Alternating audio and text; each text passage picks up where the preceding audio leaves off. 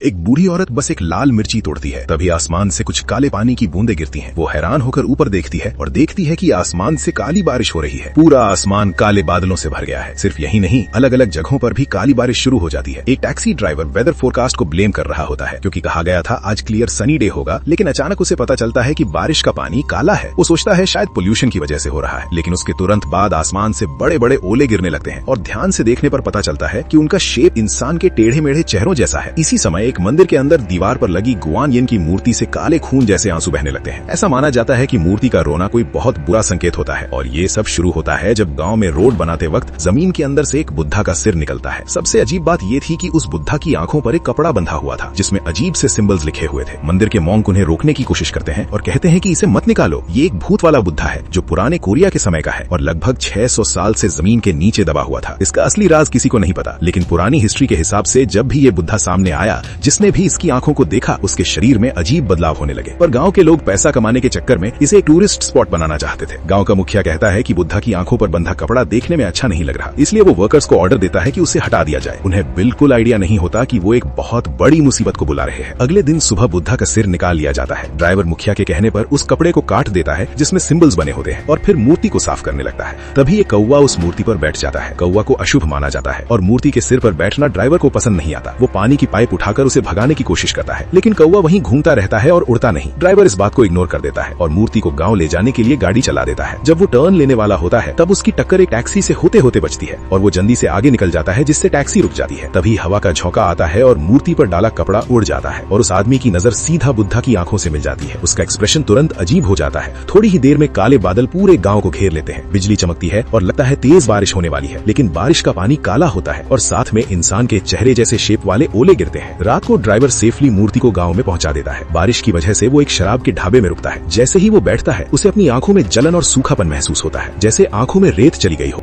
उसे बहुत ज्यादा अजीब और दर्द जैसा महसूस होने लगता है। तभी ढाबे का मालिक उसके पास आकर पूछता है क्या हुआ, लेकिन वो बोलता है कि सब ठीक है, शायद ज्यादा देर तक ड्राइव करने की वजह से ऐसा हो रहा है। फिर वो उठकर वॉशरूम में जाकर मुंह धोता है, लेकिन फिर भी उसे कोई राहत नहीं मिलती। तभी अचानक दरवाजा खुलता है और अंदर ढाबे का मालिक आता है, लेकिन जैसे ही ड्राइवर उसकी तरफ मुड़कर देखता है उसे वो अपने कई साल पहले मर चुके पिता के रूप में दिखाई देता है। ये देखकर वो वहीं का वहीं जम जाता है। उसका पिता उससे पैसे मांगता है इलाज के लिए। डर के मारे वो तुरंत वॉशरूम से बाहर भागता है। पास में बैठे लोग उससे पूछते हैं क्या हुआ, लेकिन वो घबराकर उसे जोर से धक्का दे देता है। तभी उसे फिर से अपने मरे हुए पिता दिखाई देते हैं और इस बार उनकी आंखें पूरी सफेद हो चुकी होती है। ये देखकर वो डर के मारे जमीन पर गिर जाता है। साफ समझ आ रहा होता है कि वो ढाबे के मालिक को अपने मरे हुए पिता समझ रहा है। अगले ही पल वो बूढ़ा उसे डरावनी मुस्कान देने लगता है। डर और गुस्से में वो एक बोतल उठाकर उसके सिर पर मार देता है और फिर उसे पागलों की तरह मारने लगता है। हर एक वार में उसका गुस्सा और नफरत साफ दिख रही होती है। वहाँ बैठे दो लोग बड़ी मुश्किल से उसे पकड़कर अलग करते हैं और ढाबे का मालिक जमीन पर बुरी हालत में पड़ा होता है। तभी ड्राइवर को होश आता है कि जिसे वो अपने पिता समझ रहा था वो असल में ढाबे का मालिक था और वो उसे लगभग मार ही देता। इसी तरह जिसने भी उस बुद्धा की सिर की आंखों में देखा था उसके साथ भी वही हो रहा था। उस टैक्सी ड्राइवर के साथ भी कुछ ऐसा ही होता है। उसकी आंखें सफेद हो जाती हैं और लगता है उसे भी हेलुसिनेशन होने लगा है। वो सड़क पर पागलों की तरह गाड़ी चलाने लगता है। नमस्कार दोस्तों, स्वागत है आपका इस मूवी एक्सप्लेन्ड वीडियो में, जिसका नाम है ग्वेई का पहला पार्ट। इस सीरीज को ट्रेन टू बुसान के राइटर यॉन सांग हो और डायरी ऑफ अ साइकोपैथ के राइटर ने मिलकर बनाया है। इस कहानी का सबसे बड़ा रूल बहुत सिंपल है, कभी भी उस बुद्धा की आंखों में मत देखना। पूरी कहानी एक सील किए गए भूत वाले बुद्धा के आसपास घूमती है। जब उसे गलती से एक छोटे से गांव में जमीन के अंदर से निकाला जाता है तो जो भी उसकी आंखों में देखता है वो अपने अंदर छुपी नफरत और बुरे ख्यालों का शिकार होकर अपना कंट्रोल खो देता है और एक खतरनाक इंसान बन जाता है। धीरे धीरे पूरा गांव एक भयानक मुसीबत में फंस जाता है। चलो अब आगे की कहानी शुरू करते हैं। जब बुद्धा का सिर जमीन से निकाला जाता है, मंदिर के दो मॉन्क एक ऐसे इंसान के पास जाते हैं जिसका नाम जोंग जी हुन होता है,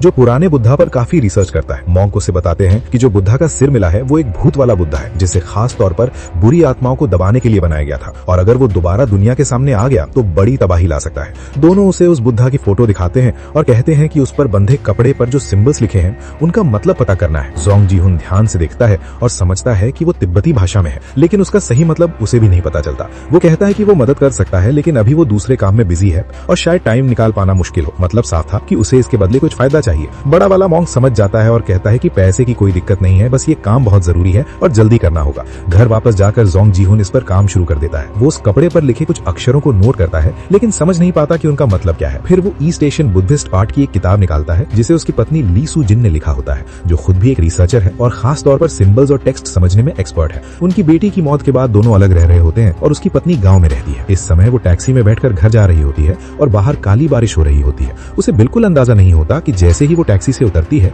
थोड़ी देर बाद वही टैक्सी ड्राइवर पागल हो जाता है और सड़क पर गाड़ी लेकर इधर उधर टकराने लगता है और लगभग एक महिला पुलिस ऑफिसर को टक्कर मार देता है। उधर जोंग जी हुन अपनी पत्नी को ईमेल के जरिए सारी जानकारी भेजता है। सू जिन जैसे ही मेल खोलती है, उसे आंखों पर कपड़ा बंधा हुआ बुद्धा का सिर दिखाई देता है। वो उन सिंबल्स को कागज पर लिखती है और उनमें से एक शब्द पढ़ पाती है, दिल या मन, लेकिन इसका पूरा मतलब उसे भी समझ नहीं आता। अपनी बेटी की याद में वो इमोशनल हो जाती है और आगे पढ़ना बंद कर देती है। दूसरी तरफ जो महिला पुलिस ऑफिसर थी जिसे टैक्सी ने लगभग टक्कर मार दी थी, उसे उसके साथी का फोन आता है कि गांव में मारपीट हो गई है। जब वो पुलिस स्टेशन पहुंचती है तो देखती है कि आरोपी युआन शी है, जिसे वो जानती है क्योंकि वो उसी गांव का है। उसका साथी बताता है कि उसने ढाबे के मालिक को बुरी तरह पीटा है। ये सुनकर उसे विश्वास नहीं होता क्योंकि वो आदमी बहुत सीधा साधा था, लेकिन जैसे ही वो उसकी तरफ मुड़कर देखती है, उसकी आंखें पूरी सफेद हो चुकी होती है और वो बार बार चिल्ला रहा होता है, पापा मेरे पास मत आओ। अचानक उसके मुंह से झाग निकलने लगता है और अगले ही पल वो बिल्कुल शांत हो जाता है, जैसे मर गया हो। पुलिस ऑफिसर धीरे धीरे उसके पास जाकर चेक करती है, तभी वो अचानक होश में आकर उस पर हमला कर देता है। वहां मौजूद सभी लोग ये देखकर डर जाते हैं और वो आदमी खुद को छुड़ाने की पूरी कोशिश करने लगता है। वो आदमी इतनी जोर से तड़प रहा होता है कि अचानक अपनी ही बाह को खुद ही नोचकर अलग कर देता है और जमीन पर हर तरफ खून फैल जाता है। ये देखकर महिला पुलिस ऑफिसर तुरंत उसे पकड़कर कंट्रोल करने की कोशिश करती है और एम्बुलेंस बुलाकर उसे जल्दी से हॉस्पिटल भेज देती है। ऐसे मरीज को देखकर मेडिकल स्टाफ भी हैरान रह जाते हैं क्योंकि उन्होंने पहले कभी ऐसा केस नहीं देखा होता। पिछली रात पूरी रात काली बारिश और अजीब ओले गिरे थे, इसलिए गांव वाले अपने खेतों और फसलों को साफ करने लगते हैं, जिससे उन्हें थोड़ा नुकसान भी हुआ है। लेकिन क्योंकि ये नेचुरल डिजास्टर है, सरकार इसकी भरपाई करने वाली है। सू जिन पहले यहाँ आने का प्लान नहीं कर रही थी, लेकिन गाँव की एक दीदी उसे जबरदस्ती साथ ले आती है। वहाँ पहुंचकर वो देखती है कि सरकारी ऑफिस के बाहर उसी बुद्धा के सिर के पोस्टर लगे हुए हैं और लोग उसे गांव का लकी सिंबल मान रहे हैं क्योंकि उसके आने से बहुत सारे टूरिस्ट आने लगे हैं। अपने पति द्वारा भेजी गई जानकारी याद करके वो तुरंत एग्जीबिशन हॉल में जाती है और देखती है कि वही बुद्धा का सिर वहाँ रखा है। बस फर्क इतना है कि उसकी आंखों पर बंधा कपड़ा अब हटा दिया गया है और वो कपड़ा अलग से एक ग्लास बॉक्स में रखा हुआ है। सू जिन कुछ देर तक उस बुद्धा को ध्यान से देखती है और उसे अजीब सा फील होता है, जैसे वो मूर्ति लोगों को दया से नहीं बल्कि ठंडे और घमंडी नजर से देख रही हो। उधर जोंग जी हुन अभी तक उन सिंबल्स का पूरा मतलब तो नहीं समझ पाया, लेकिन वो ये जरूर समझ जाता है कि ये कोई साधारण चीज नहीं बल्कि एक तरह का बैरियर है और वो भी कई लेयर वाला सील है, इसलिए उसे समझना मुश्किल है। मॉन्क इस बात से अंदाजा लगाते हैं कि ये भूत वाला बुद्धा लोगों को अपनी आंखों से कंट्रोल करता है। एक छोटा मॉन्क कहता है कि ये बात तुरंत गांव वालों को बतानी चाहिए, लेकिन बड़ा मॉन्क कहता है कि अगर वो समझदार होते तो पहले ही इसे जमीन से बाहर नहीं निकालते। अब उनके पास बस एक ही रास्ता है कि खुद गांव जाकर सब कुछ देखें। तभी बड़े मॉन्क को मंदिर के हेड का फोन आता है। जब वो ऑफिस में पहुंचता है तो देखता है कि हेड आराम से बैठकर किताब पढ़ रहा है और कॉफी पी रहा है, और जो किताब वो पढ़ रहा होता है वो मंदिर के मैनेजमेंट और बिजनेस से जुड़ी होती है। हेड उसे साफ साफ बोल देता है कि वो इस केस की जांच बंद कर दे। ये सुनकर बड़ा मॉन्क हैरान रह जाता है क्योंकि उसे लगता है कि हेड को तो इस खतरे का अंदाजा होना चाहिए, लेकिन असल में ऊपर से दबाव आया होता है, इसलिए हेड ऐसा कर रहा होता है। बड़ा मॉन्क फिर भी कहता है कि ये एग्जीबिशन बहुत बड़ी मुसीबत ला सकता है, लेकिन हेड उसे डांट देता है और उसे रोकने के लिए उसे एक नया काम दे देता है ताकि वो गांव न जा सके। जब बड़ा मॉन्क वापस जा रहा होता है तो देखता है कि बाकी छोटे मॉन्क डर के मारे मंदिर से भाग रहे हैं। वो तुरंत अंदर जाकर देखता है और हैरान रह जाता है क्योंकि गुआन येन की मूर्ति से खून के आंसू बह रहे होते हैं, जो एक बहुत बड़ा बुरा संकेत है। उधर सरकार की तरफ से बुद्धा के सिर की एक प्रेजेंटेशन चल रही होती है